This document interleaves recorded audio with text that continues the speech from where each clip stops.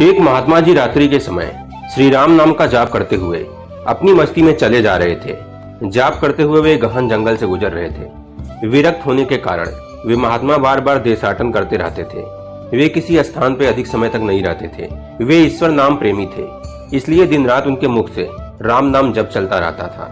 स्वयं राम नाम का जप करते तथा औरों को भी उस मार्ग पर चलाते।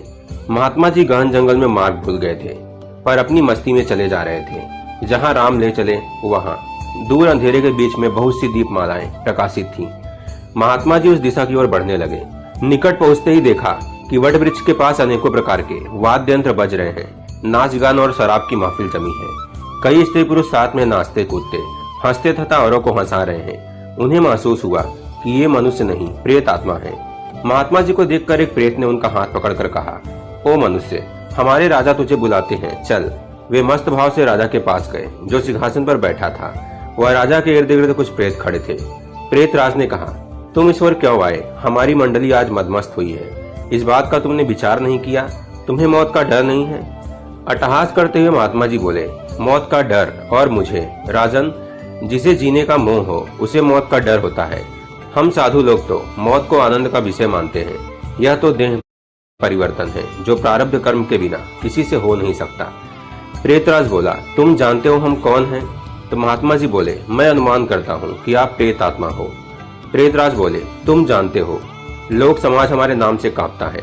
महात्मा जी बोले, प्रेतराज, मुझे मनुष्य में गिनने की गलती मत करना। हम जिंदा दिखते हुए भी जीने की इच्छा से रहित मृत तुल्य हैं। यदि जिंदा मानो तो भी आप हमें मार नहीं सकते। जीवन मरण कर्माधीन है। मैं एक प्रश्न पूछ सकता हूँ? महात्मा जी की निर्भयता देखकर प्रेतों के राजा को आश्चर्य हुआ कि प्रेत का नाम सुनने से मर जाने वाले मनुष्यों में एक इतनी निर्भयता से बात कर रहा है। सचमुच ऐसे मनुष्य से बात करने में कोई हर्ज नहीं। प्रेतराज बोला, पूछो क्या प्रश्न है? महात्मा जी बोले, प्रेतराज, आज यहाँ आनंदोत्सव क्यों मनाया जा रहा है? प्रेतराज बोले, मेरी इकलौती कन्या योग्य पति न मिलने के कारण अब तक कुंवारी है, लेकिन अब तो योग्य जमाई मिलने की संभावना है। कल उसकी शादी है, इसलिए यह उत्सव मनाया जा रहा है। महात्मा जी हंसते हुए बोले, तुम्हारा जमाई कहाँ है? मैं उसे देखना चाहता हूँ। तो प्रेतराज बोले, जीने की इच्छा के मोह से त्याग करने वाले महात्मा, अभी तो वह हमारे पद को प्राप्त नहीं हुआ है। वह इस जंगल के किनारे एक गांव के श्रीमंत का पुत्र है। महादुराचारी होने के कारण वह इस समय भयानक रोग से पीड़ित है। कल संध्या से पहले उसकी मौत होगी, फिर उसकी शादी मेरी कन्या से होगी। इसलिए रात भर गीत नृत्य और मद्यपान करके हम आनंदोत्सव मनाएंगे।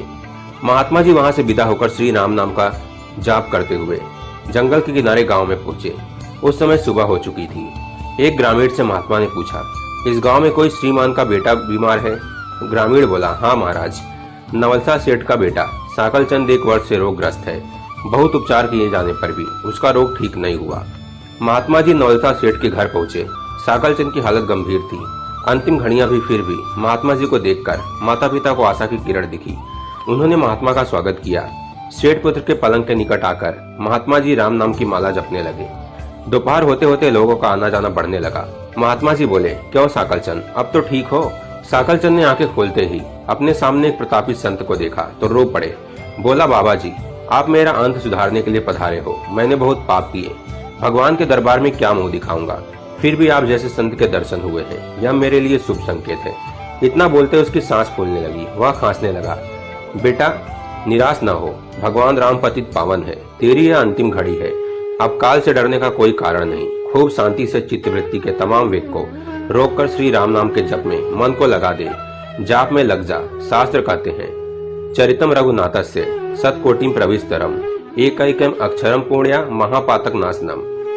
अर्थात 100 करोड़ शब्दों में भगवान राम के गुण गाए जाते हैं। उसका एक एक अक्षर ब्रह्म हत्या आदि महापापों का नाश करने में समर्थ है। दिन ढलते ही साकलचंद की बीमारी बढ़ने लगी। वैद्य हकीम बुलाए गए, हीरा भस्म आदि कीमती औषधियां दी गईं, किंतु अंतिम समय वह आ गया। यह जानकर महात्मा जी ने थोड़ा नीचे झुककर उसके कान में राम नाम लेने की याद दिलाई। राम बोलते उसके प्राण पखेरु उड़ गए। लोगों ने रोना शुरू कर दिया।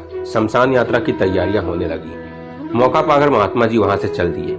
नदी तट पर आकर स्नान करके नाम स्मरण करते हुए वहां से रवाना हुए। शाम ढल चुकी थी। फिर वे मध्यरात्रि के समय जंगल में उसी वट वृक्ष के नीचे पहुंचे। प्रेत समाज उपस्थित था। प्रेतराज सिंहासन पर हताश होकर बैठे थे। आज गीत नृत्य हास्य कुछ न था। चारों ओर करुण आकंद हो रहा था। सब प्रेत रो रहे थे। महात्मा जी ने पूछा, प्रेतराज, कल तो यहाँ आनंदोत्सव था, आज शोक समुद्र लहरा रहा है, क्या कुछ अहित हुआ है? प्रेतराज बोला, हाँ भाई, इसलिए रो रहे हैं, हमारा सत्यानाश हो गया। मेरी बेटी की आज शादी होने वाली थी, अब वह कुंवारी रह जाएगी। महात्मा बोला, प्रेतराज, तुम्हारा जमाई तो आज मर गया है, फिर तुम्हारी बेटी कुंवारी क्यों रही? प्रेतराज ने चिढ़कर बोला, तेरे पाप से मैं ही मूर्ख हूँ कि कल मैंने तुझे सब कुछ बता दिया, तूने हमारा सत्यानाश कर दिया।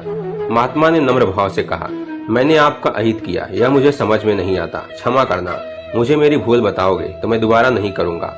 प्रेतराज ने जलते हृदय से कहा, यहाँ से जाकर तूने मरने वाले को नाम स्मरण का मार्ग बताया और अंत समय भी राम नाम कहलवाया, इससे उसका उद्धार हो गया और मेरी बेटी कुंवारी रह गई। महात्मा जी बोले, केवल एक बार नाम जप लेने से वह प्रेत उनसे छूट गया, आप सच कहते हो?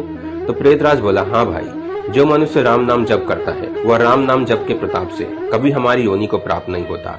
भगवान नाम में नरकोद्धारणी शक्ति है। प्रेत के द्वारा राम नाम का यह प्रताप सुनकर महात्मा जी को प्रेम आंसू बहाते हुए भाव समाधि में लीन हो गए।